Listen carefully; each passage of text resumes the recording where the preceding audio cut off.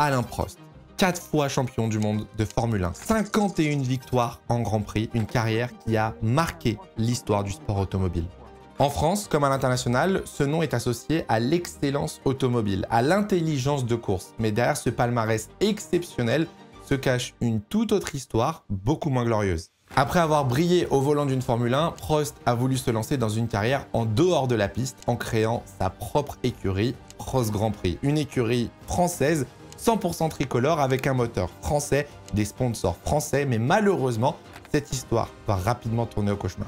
Entre problèmes financiers, manque de performance, conflits politiques et manque de soutien, l'histoire de Prost Grand Prix va très rapidement devenir l'un des plus grands fiascos de l'histoire de la Formule 1 et probablement l'un des plus grands regrets de la carrière d'Alain Prost.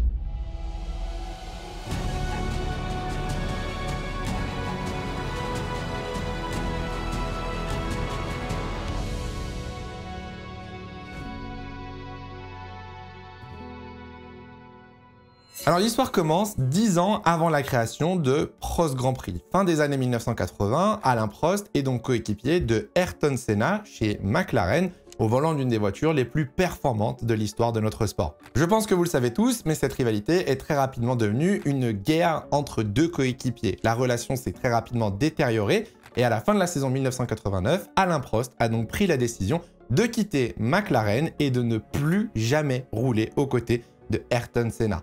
En 1990, Prost décide donc de rejoindre la Scuderia Ferrari et la première saison est plutôt bonne. Le Français joue le titre jusqu'à l'avant-dernière course de la saison à Suzuka où il s'accroche avec son ex-coéquipier Ayrton Senna au premier virage, offrant le titre aux Brésiliens. La deuxième saison avec la Scuderia est un petit peu plus compliquée, la voiture est un petit peu moins performante et des tensions commencent à naître au sein de l'écurie entre le pilote français et la direction. À un tel point que le pilote français va se faire licencier avant même la fin de la saison, à l'avant-dernier Grand Prix, et c'est à ce moment-là que vient l'idée de créer une écurie 100% française. Libre de tout contrat, Alain Prost est approché par Guy Ligier, propriétaire de l'écurie au même nom, qui souhaite réaliser une équipe de France, des pilotes français, un châssis français, un moteur français et des sponsors français. Avec beaucoup de contacts au sein du gouvernement français, Guy Ligier avait déjà un plan tout tracé. Prost rejoignait l'équipe en 1992 en tant que pilote et en 1995, lorsque Guy partait à la retraite, Alain Prost reprenait la direction de cette équipe. L'objectif de Ligier, c'était pas seulement d'aligner des voitures françaises avec des pilotes français, c'était réellement de faire briller la France à l'international et de créer une vitrine nationale pour l'industrie française. Et pour convaincre le paddock que ce n'est pas simplement un conte de fées, Guy Ligier arrive avec 3 arguments de taille. Michelin pour les pneus, Renault pour les moteurs et Elf pour le carburant. 3 piliers littéralement français de la Formule 1. Sur le papier, le projet est clairement exceptionnel pour Alain Prost. Néanmoins, il y a quand même quelques petits problèmes qui refroidissent un petit peu le pilote français. Dans un premier temps, attendre 1995, au vu des positions de Ligier, ça ne signifie pas jouer les premières positions. Et Alain Prost est un pilote ambitieux. Il veut gagner et vite. De son côté, Renault souhaite recollaborer avec Prost le plus rapidement possible et lui propose un baquet au volant d'une Williams pour la saison 1993. Un projet déjà établi et beaucoup plus compétitif que celui de Ligier et c'est la décision que Alain Prost va prendre en rejoignant l'écurie britannique 2 ans plus tard.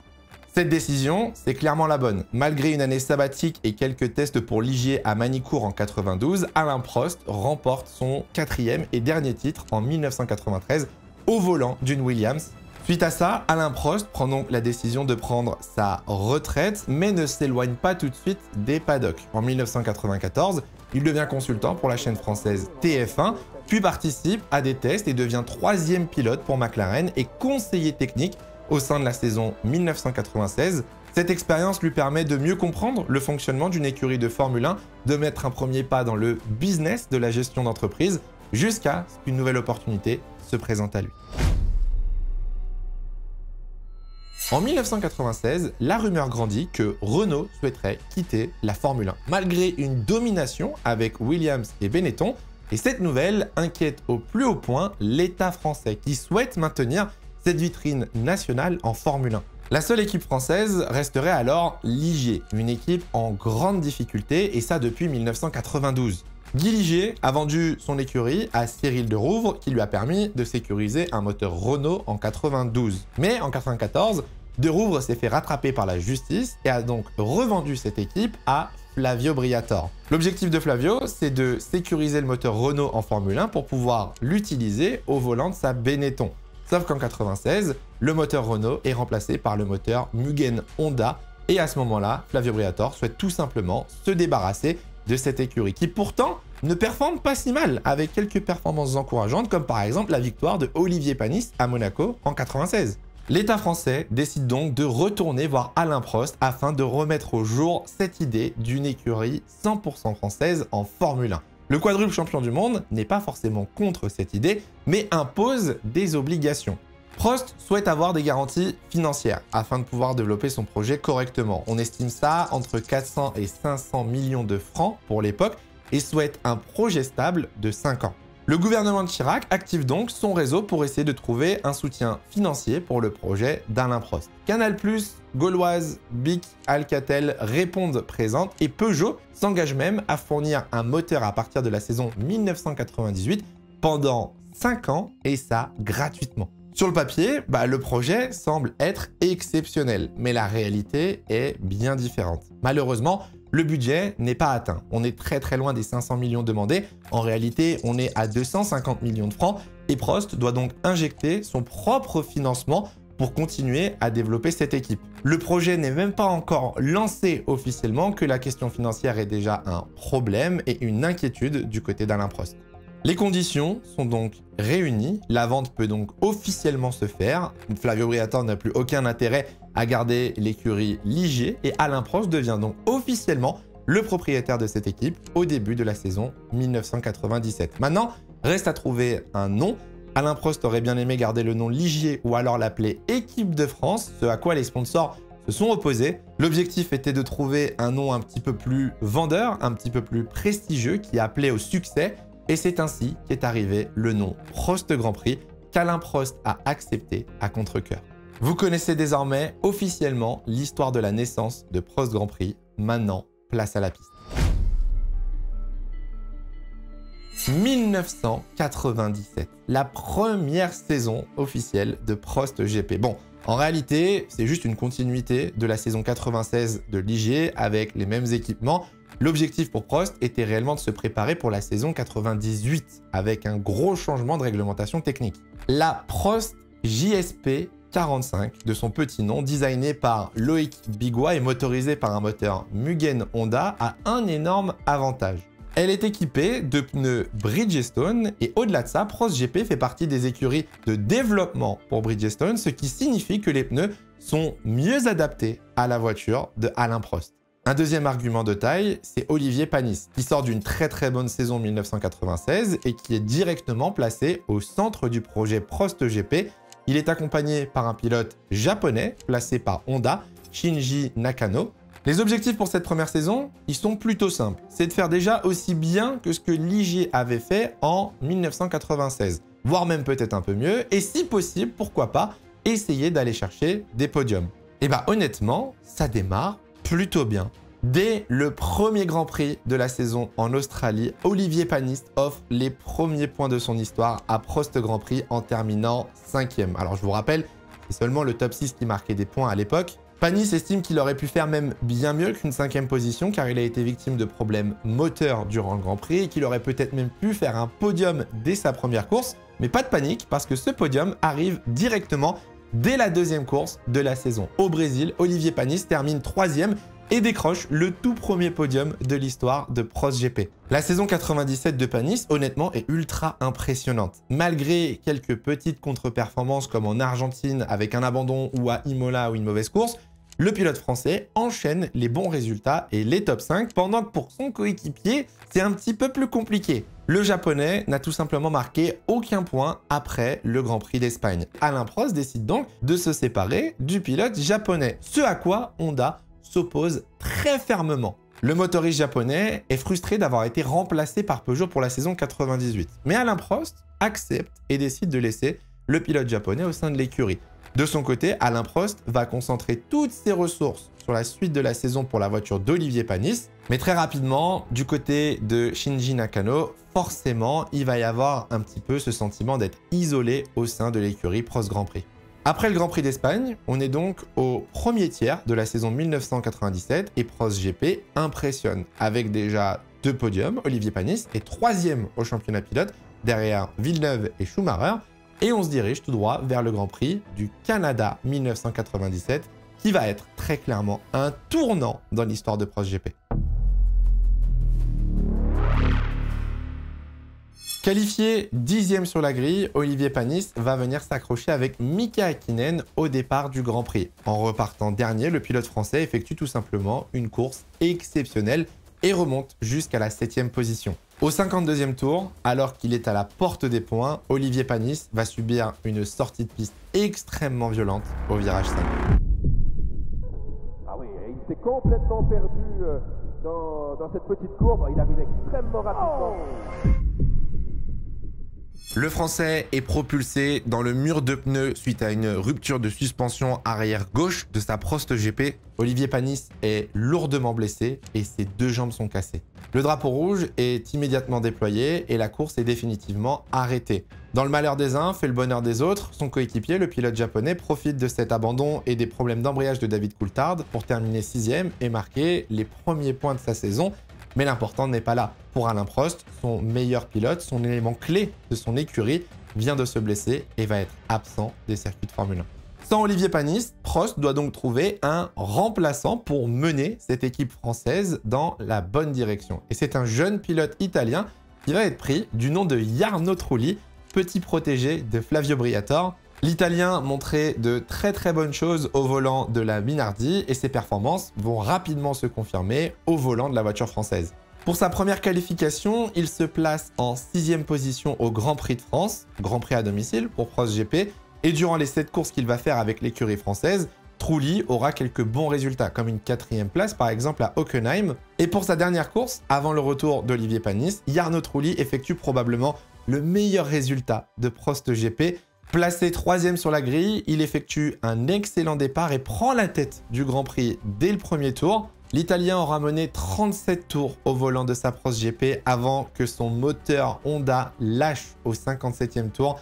Malheureusement, fin des rêves pour Prost GP d'une première victoire en Formule 1. Et après 3 mois de convalescence, Olivier Panis est donc de retour pour la fin de saison 1997 avec seulement 3 courses restantes. Son retour est plutôt bon et marque des points directement au Nürburgring, qui sera d'ailleurs les derniers points marqués par Prost GP sur cette saison. Le bilan, il est plutôt positif pour une première saison pour Prost Grand Prix. 21 points marqués, 2 podiums, une 6e place au constructeur. Le seul petit regret restera la blessure d'Olivier Panis qui termine 9e au classement pilote et qui aurait pu sans doute faire mieux. Mais dans tous les cas, il y a énormément d'optimisme à l'approche de la saison 1998. La deuxième saison d'un projet, c'est toujours l'une des plus importantes. Ça permet déjà de confirmer la première année, mais surtout que dans ce cas-là, c'est surtout la première voiture entièrement réalisée par l'écurie Prost GP. Forcément, l'écurie se retrouve avec énormément de pression sur les épaules et cette saison 1998 va être marquée par des changements et pas forcément positifs pour l'écurie française. Le premier changement extrêmement important, c'est le changement de réglementation technique. Les voitures sont moins larges, sont moins lourdes, ont beaucoup moins d'appui, mais surtout, les pneus sont désormais rainurés. Et c'est là que la première mauvaise nouvelle intervient pour Prost GP. Cette équipe ne fait désormais plus partie de la liste des écuries de développement de Bridgestone. Et autant vous dire que déjà de 1, c'est pas une bonne nouvelle, de 2, avec une nouvelle réglementation sur les pneus, ça le complique encore plus. La AP01 est développée par Loïc Bigois et Bernard Dudot. Et deuxième mauvaise nouvelle, la voiture s'annonce comme étant ratée. La performance n'est pas au rendez-vous malgré l'ouverture d'une nouvelle usine. Car oui, Prost Grand Prix a développé une nouvelle usine pour la saison 1998. Le déménagement a eu lieu dans l'hiver. On est passé de Manicourt, qui était l'usine de Ligier, à Guyancourt dans les Yvelines. L'objectif, il est très simple, c'est de se rapprocher des usines Peugeot qui motorisent désormais l'écurie française. Cette nouvelle usine à Guyancourt est censée symboliser un renouveau. Sauf qu'en réalité, cette usine a posé beaucoup plus de problèmes que prévu. Dans un premier temps, il faut recruter de nouveaux employés, il faut mettre en place de nouveaux process qui sont encore à roder et il y a des retards de fabrication. Loïc Bigois a expliqué quelques années plus tard que le développement de cette nouvelle usine avait créé de gros problèmes. C'est simple, ProstGP n'avait pas les moyens financiers d'une top team comme Ferrari ou McLaren. Et cette usine avait coûté extrêmement cher à développer. Alors, on pourrait se dire, bah c'est pas un problème. Le gouvernement de Jacques Chirac était censé aider l'écurie Alain Prost Grand Prix. Donc les sponsors et le financement, bah, ils vont le retrouver. Eh bien non, parce que là aussi, il y a un problème. Jacques Chirac avait été élu en 1995. En 96, il avait fait du lobbying pour ProstGP. Sauf qu'en 97, le président de la République décide de dissoudre l'Assemblée nationale. Et malheureusement pour lui, les législatives vont voter à gauche. Ce qui veut dire qu'on se retrouve avec un président de droite, on se retrouve avec un gouvernement de gauche, et autant vous dire que les aides financières et le projet de Prost Grand Prix n'est clairement plus une priorité pour le gouvernement. Bref, Alain Prost se retrouve tout seul. Du coup, on se retrouve avec une voiture ratée, on se retrouve avec un trou dans les finances pas comblé par l'État. On pourrait se dire, bon, au moins, ils ont un nouveau moteur, Peugeot, qui va être performant. Eh bien, là aussi, c'est raté. Lorsque Prost a repris Ligier, le deal de base était d'avoir les moteurs Peugeot pendant 5 ans contre aucune rémunération. Malheureusement pour Prost, il y a eu un changement à la direction de PSA. C'est Jean-Martin Fols, le nouveau directeur, qui renégocie le contrat avec Alain Prost quelques jours avant le début de la saison. Peugeot s'engage donc à fournir des moteurs pendant seulement 3 ans et non pas 5, contre une rémunération et donc pas gratuitement. Autant vous dire que ça change totalement les plans de Prost Grand Prix. Si vous voulez tout savoir, en réalité, Peugeot ne voulait absolument pas être en Formule 1. Eux, ce qui les intéressait, c'était le rallye. Il y avait la 206 qui allait sortir en fin d'année, donc eux faisaient tout pour embêter Alain Prost. Et Prost n'avait pas d'autre choix au final, parce qu'on était à quelques jours du début de la saison et on ne peut pas changer de motoriste aussi rapidement. Bref, le patron se retrouve à devoir aligner des millions de francs sur la table pour un moteur qui est trop lourd, qui manque de puissance et qui manque de fiabilité. Ça commence à faire beaucoup de mauvaises nouvelles avant même le début de la saison. Petit point positif pour Prost Grand Prix, c'est quand même le duo de pilotes. Avec le départ de Mugen Honda, Alain Prost est libre de placer qui il veut aux côtés de Olivier Panis et c'est Jarno Trulli qui a été sélectionné. Son passage avait été très très bon et convaincant. Olivier Panis, lui de son côté, est un petit peu moins performant depuis sa blessure, mais reste quand même un pilote très rapide. Malheureusement, malgré un excellent duo de pilotes, la voiture n'aura pas suffi et ProstGP termine sa deuxième saison en Formule 1 à la 9e place du classement constructeur. Le seul point marqué par l'écurie est par Jarno Trulli au Grand Prix de Belgique 1998. Vous vous souvenez sûrement de cette course qui était totalement chaotique avec la pluie et des dizaines d'abandons. Bref, il a vraiment fallu un scénario totalement inattendu et inespéré pour que ProstGP marque un point durant cette saison. Ce qu'on peut retenir très clairement, c'est les tensions entre Prost et Peugeot. Alain Prost reproche à Peugeot de ne pas avoir fait un assez bon moteur et surtout pas assez fiable au vu des 14 abandons de la saison. Et de l'autre côté, Peugeot reproche à ProstGP de ne pas avoir un assez bon châssis pour mettre en avant le moteur français. Bref, des tensions qui ne plaisent pas du tout et qui n'inspirent pas bon ménage pour la saison 1999. Pour sa 3e saison en Formule 1, ProstGP doit faire mieux. On doit au moins améliorer la catastrophe qui était la saison 1998. L'AP02 est toujours développée par Loïc Bigois, mais cette fois-ci en collaboration avec une société de John Barnard, ingénieur anglais, qui a travaillé chez McLaren lors du passage d'Alain Prost et qui est responsable du succès de McLaren dans les années 80.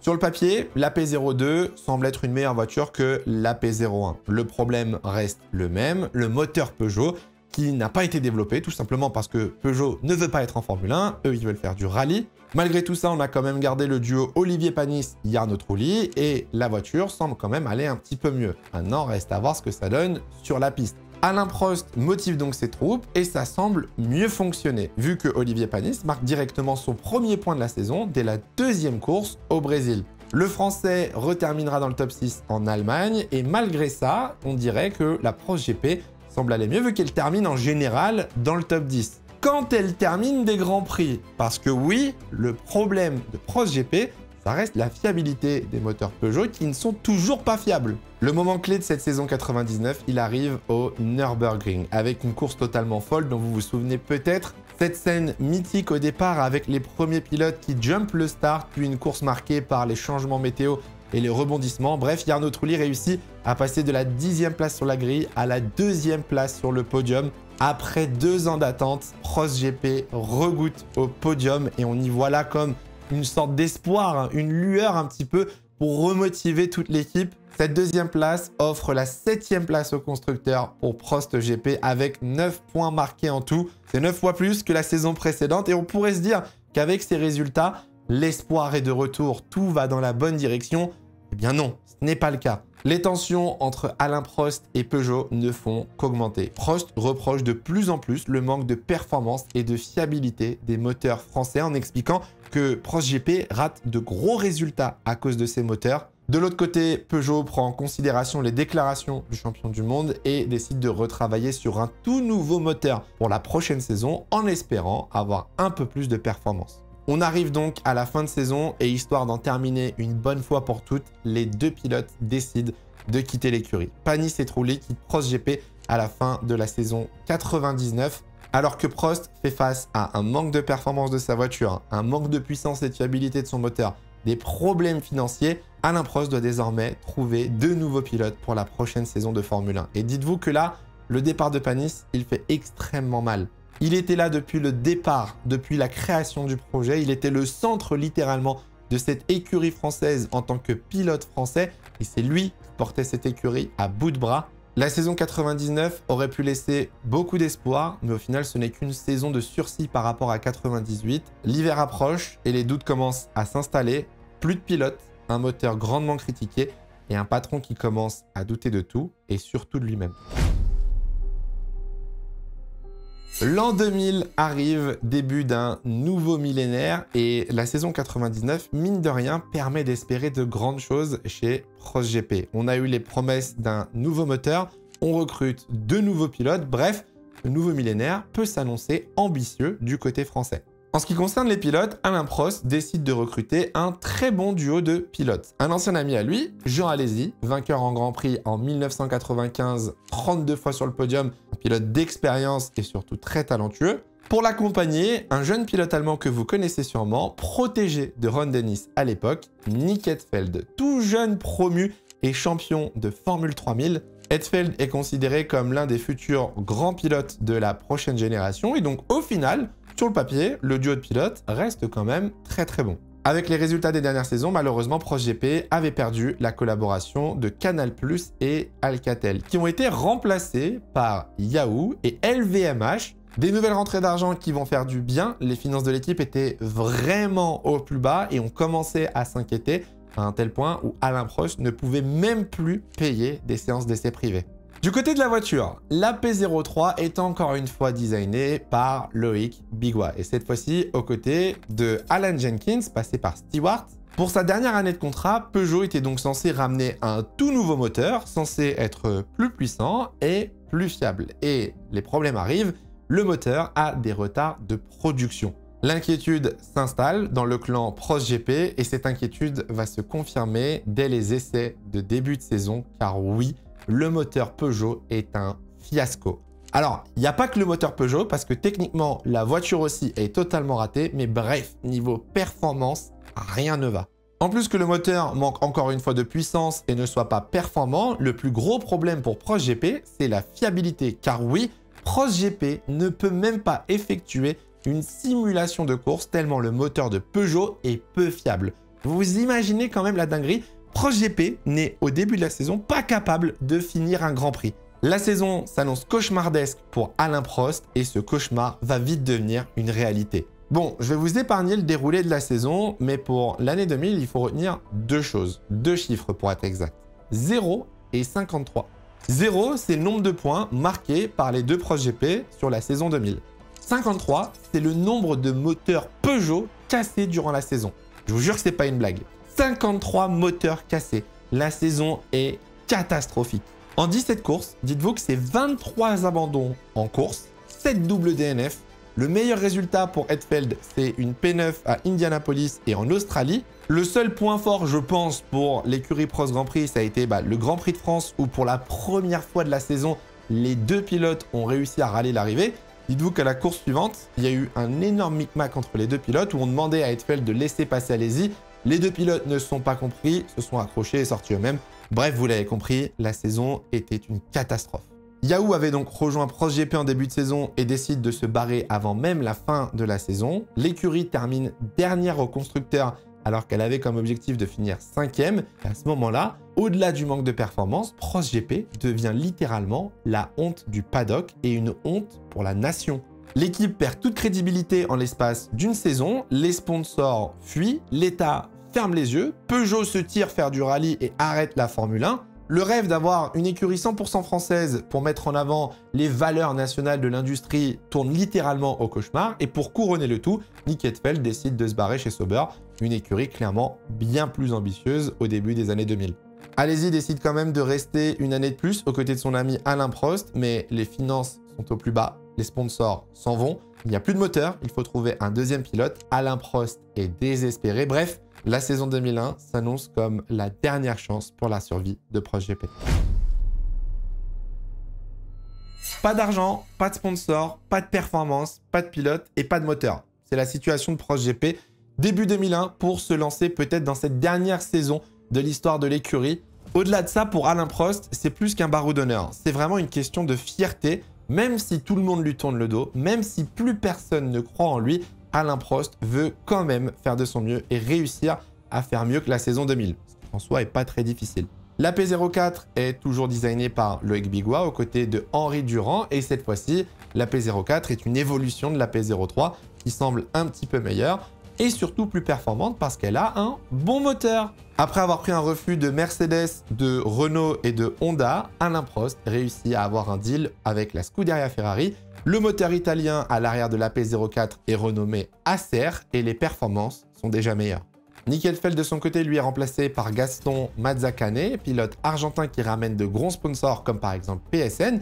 Et le début de saison est un petit peu mitigé. Jean Alesi réalise de très bons résultats, n'abandonne jamais, fréquemment dans le top 10, mais ne marque aucun point. Et de l'autre côté, son coéquipier argentin, lui, traîne au fond de la grille et enchaîne les abandons. Alain Prost prend donc la décision de se séparer du pilote d'Argentin pour le remplacer par Luciano Burti. La délivrance pour ProsGP a lieu au Grand Prix de Monaco 2001. Jean Alesi littéralement délivre l'écurie française avec une 6e position à l'arrivée, le premier point de l'équipe. Il enchaîne directement au Canada avec une 5e position et marque ses derniers points à Hockenheim avec une 6e place. Assez bizarrement, après avoir marqué 3 points durant la saison, Jean Alesi décide de quitter l'écurie ProsGP. Des tensions entre lui et Alain Prost au sujet financier ont poussé Jean à quitter l'équipe, qui d'ailleurs rejoindra Jordan et sera remplacé par Frentzen qui fera lui le chemin inverse. Malheureusement pour Prost Grand Prix, aucun point ne sera marqué après le départ de Jean Alesi. On peut retenir la 4e place en qualification de Frentzen dans un week-end totalement cauchemardesque d'ailleurs. Frentzen cale sur la grille, son coéquipier Burti se blesse lors du Grand Prix et est éloigné des circuits. Il est remplacé par un pilote tchèque, Thomas Enge, qui va faire 3 Grands Prix, dont le seul palmarès aura été le seul pilote tchèque à rouler dans l'histoire de la Formule 1. Avec 4 petits points inscrits durant la saison 2001, ProsGP termine 9e du classement constructeur. C'est mieux que l'année 2000, mais ce n'est clairement pas suffisant. Le projet ProsGP est tout simplement en train de s'effondrer. Plus personne ne fait confiance en Alain Prost. L'écurie accumule les dettes. Aucun sponsor ne veut investir sur cette équipe. L'équipe n'a même plus de quoi payer des tests privés. Et Alain Prost semble littéralement dépassé par la situation. Dans les médias, le projet ProsGP qui devait incarner le savoir-faire tricolore et être une vitrine pour l'industrie de l'automobile française est clairement critiqué, moqué, symbole de honte dans les paddocks de Formule 1. Alain Prost se retrouve donc seul dans ce projet, 5 ans après avoir eu la promesse d'un soutien de l'État, 5 ans après avoir racheté Ligier. Peu à peu, le champion du monde français commence à perdre espoir. Le 22 novembre 2001, Prost Grand Prix est officiellement en redressement judiciaire avec une dette de 30,5 millions.